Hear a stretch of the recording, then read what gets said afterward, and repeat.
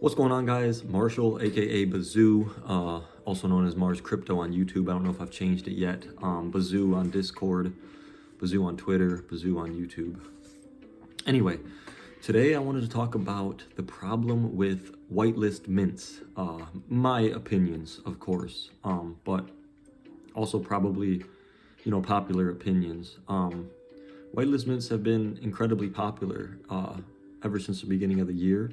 It's completely kind of overtaken the way NFT projects are, deploying their contracts. They're allowing the whitelist people to mint first, and then, once the allotted time or the X amount of NFTs sell, then it opens up to the public. And what it does is it builds a lot of hype around the project, and it guarantees people to mint the NFT from the project if they're on the whitelist. It guarantees that somebody's going to get that NFT, and it's a good feeling to kind of guarantee it, because before you had the whitelist, you had the gas wars where people would ramp up their gas fees to be the first person to mint the NFTs, on the public sale, and you could mint, sometimes up to 10, up to 15, up to 20 NFTs in one transaction. So people could really capitalize on the gas wars.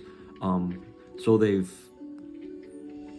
made it seem like the whitelist is more of a fair allocation of NFTs and whatnot, and it is in a sense. But the problem with it now is it's really incentivizing people to kind of like simp over NFT projects in a sense, really work for a whitelist spot, really, kind of market for the NFT project, sometimes even create stuff for the NFT project, but more or less just be a presence of the community, really be on their team, on their side, saying, this is going to be a great project, I'm a whitelist minter. But the main problem with that is you have all of these new people coming into the NFT space in 2022, tons.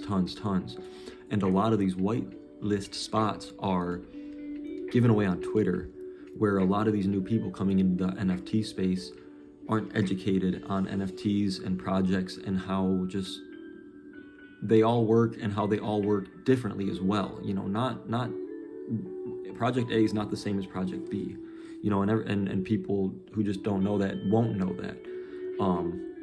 So they have this outside perspective of NFTs, and it's like, a get-rich-quick scheme in a sense or something. So now you have these whitelist opportunities where people make it seem like, well, no, I shouldn't say anybody's making it seem like it, but this is what people feel, is that once you get a whitelist spot and you're guaranteed that mint, that you're going to be able to sell that mint for guaranteed profit, almost immediately too.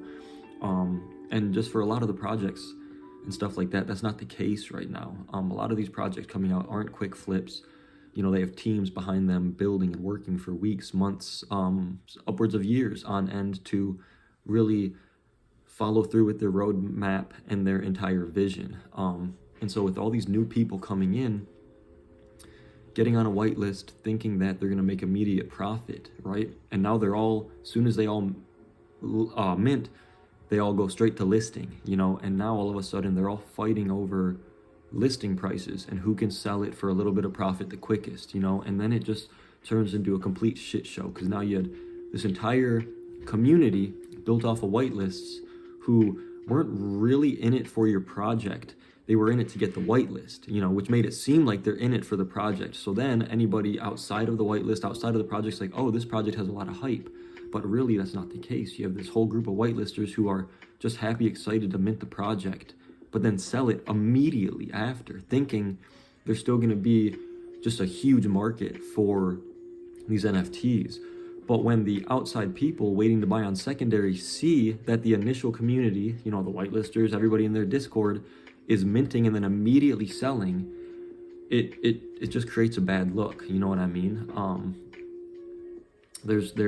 It's just a huge misconception with NFTs that you're going to be able to mint it and sell it for profit immediately. Obviously that's the case in some projects, but not all, and especially not in a lot of these upcoming ones. So I guess I just wanted to hear anybody's opinion on what you think of the whitelist. Me personally, I can't really afford the gas wars, all the time, especially not now, right now. But I like the whitelist idea, but you know, so far for the projects that I've been whitelisted on, it's been weird. You know, minting and holding the project, but then watching what happens after the pre-sale ends, or watching once it goes public, or even the day or two after, when you have this whole group of people who thought they were going to make money on the project. Now they're not, or they're at a break even, or maybe a little bit under, and then the whole project slash community just turns into this weird stagnant like limbo, you know what I mean, where the team needed to raise the money to work to do everything, but the community's not there, you know, so it can create all types of problems, and I've seen it happen in a couple of these projects that I've participated in. So now it makes me really wary about whether or not I want to continue to, you know, whitelist, mint, and just all sorts of stuff. But also I think these projects that launched in 2021 and that are building now and have been building for the last, you know, half a year, I think those are going to be the ones to mainly focus on. But I'd love to hear anybody's opinion on whitelist mints and what you guys think. Thanks for watching. Talk to you soon. Peace out.